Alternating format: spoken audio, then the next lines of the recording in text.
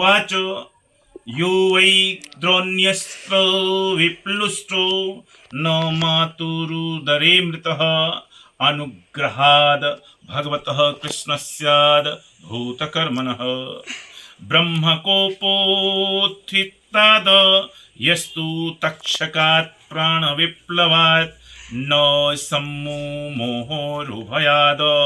भगवत्यर्पिताशयः उत्सृज्य सर्वतः संगम विज्ञाता जीत संस्थितिः वैयासकीर्जहो शिष्यो गंगायां स्वं कलेवरम् नोत्मश्लोकवार्तानां जुषतां तत्कथामृतं स्यात्मसम्भ्रमोऽन्तकालेऽपि अस्मरतां तत्पदाम्बुजम् तावत्कलिर्न प्रभवेत् प्रविष्टोऽपि सर्वतः यावदिशो महानुर्व्या माभिमन्यव एकराट।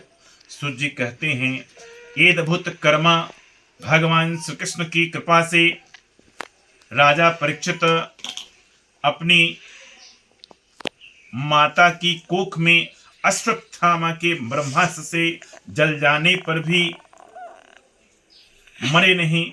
जिस समय ब्राह्मण के साप से उन्हें डसने के लिए तक्षक आया, उस समय वे प्राणनाश के महान भय से भयभीत नहीं हुए, क्योंकि उन्होंने अपना चित्त भगवान श्री कृष्ण के चरणों में समर्पित कर रखा था।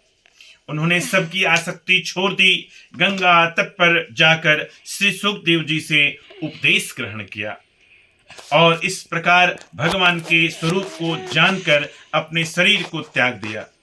जो लोग भगवान श्री कृष्ण की लीला कथा कहते रहते हैं, उस कथामृत का पान करते रहते हैं, और जो इन दोनों ही साधनों के द्वारा उनके चरण कमलों का स्मरण करते रहते हैं, उन्हें अंतकाल में भी मोह नहीं होता। जब तक पृथ्वी पर अभिमन्यु नंदन महाराज परीक्षित सम्राट रहे, तब तक चारों ओर व्याप्त हो जाने पर भी कलयुग कुछ भी प्रभाव नहीं था। कलयुग का कुछ भी प्रभाव नहीं था।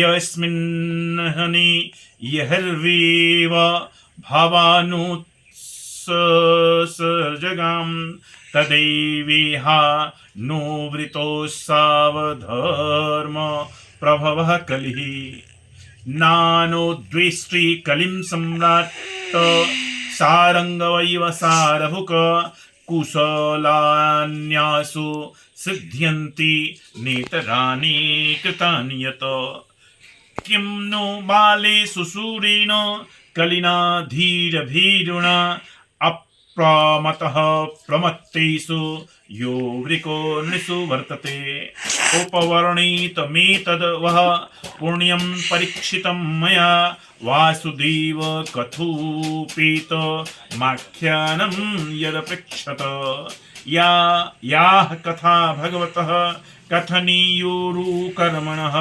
गुणकर्माश्रयाः पुंभिः संसेव्यासा बुभुसुवे।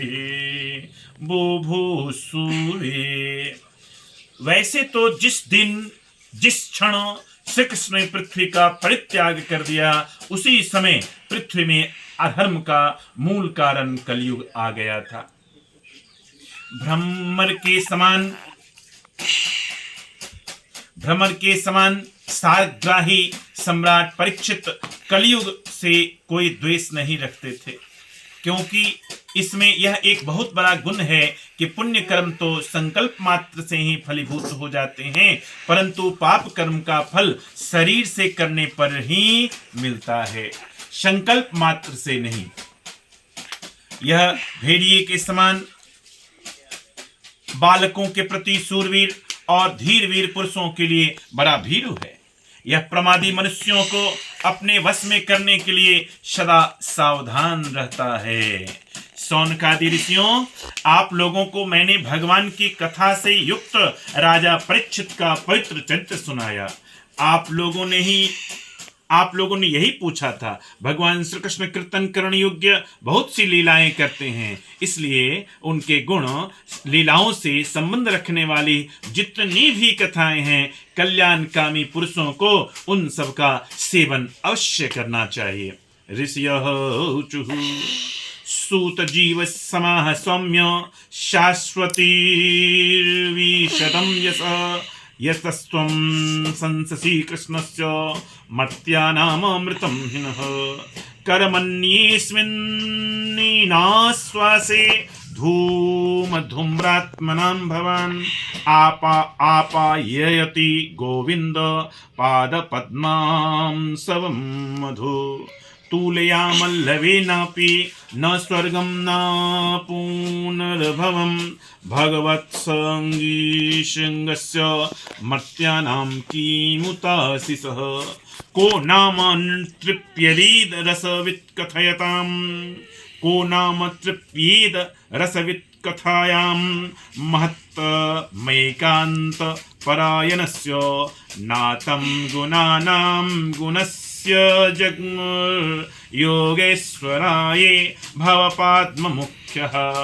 ऋषियों ने कहा, सौम्य स्वभाव सूत जी, आप युग युग जिए, क्योंकि मृत्यु के प्रवाह में पड़े हुए हम लोगों को आप भगवान श्री कृष्ण की अमृतमय उज्ज्वल कृति का श्रवण कराते हैं। यज्ञ करते करते उसके धुएं से हम लोगों का शरीर धूमिल हो गया है, फिर भी इस कर्म का कोई विश्वास नहीं है। इधर आप तो वर्तमान में ही भगवान श्री कृष्ण चंद्र के चरण कमलों का मादक और मधुर मधु पिलाकर हमें तृप्त कर दिए हैं।